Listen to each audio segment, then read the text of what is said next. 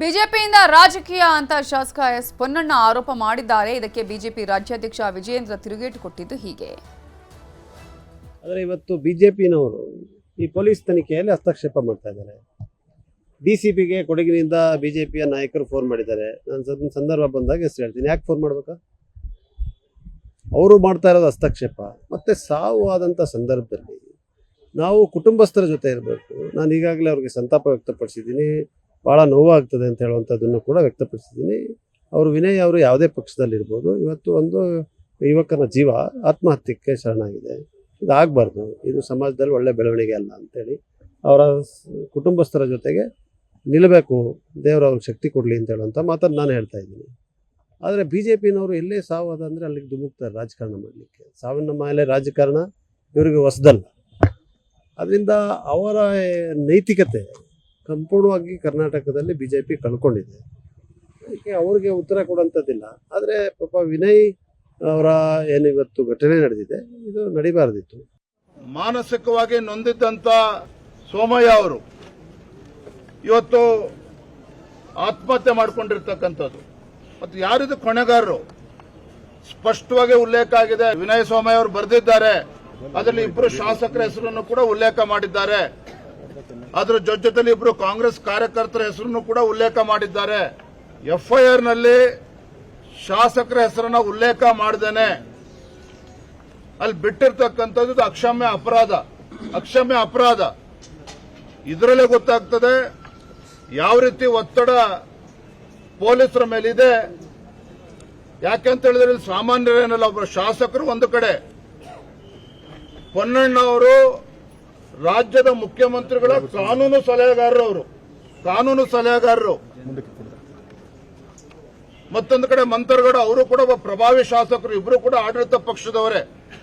ಇವರ ಒತ್ತಡದಿಂದಲೇ ಇವತ್ತು ನಮ್ಮ ಕಾರ್ಯಕರ್ತ ಆತ್ಮಹತ್ಯೆ ಮಾಡಿಕೊಂಡಿರ್ತಕ್ಕಂಥದ್ದು.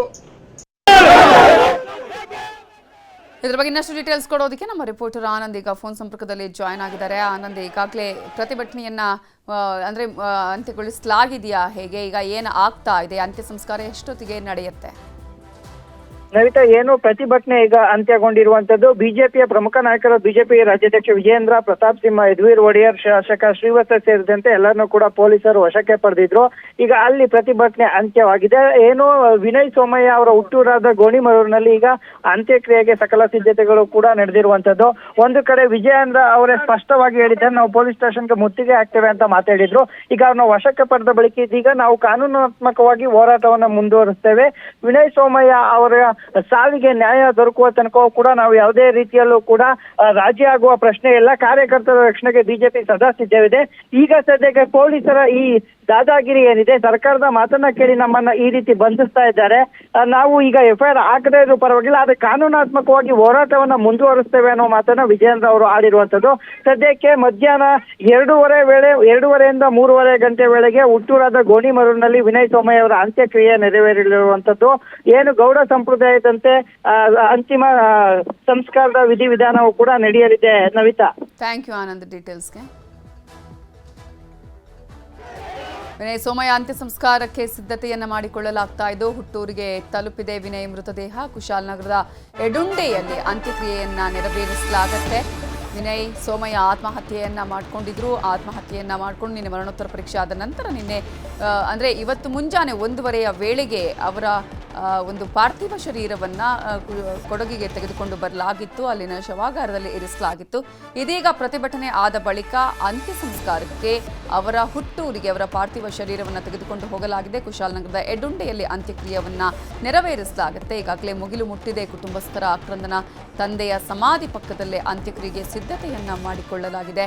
ತಮ್ಮ ಮಗನ ಸಾವಿಗೆ ನ್ಯಾಯ ಸಿಗಬೇಕು ಅಂತ ಹೇಳಿ ತಾಯಿ ಆಗ್ರಹವನ್ನ ಕೂಡ ಮಾಡ್ತಾ ಇದ್ದಾರೆ.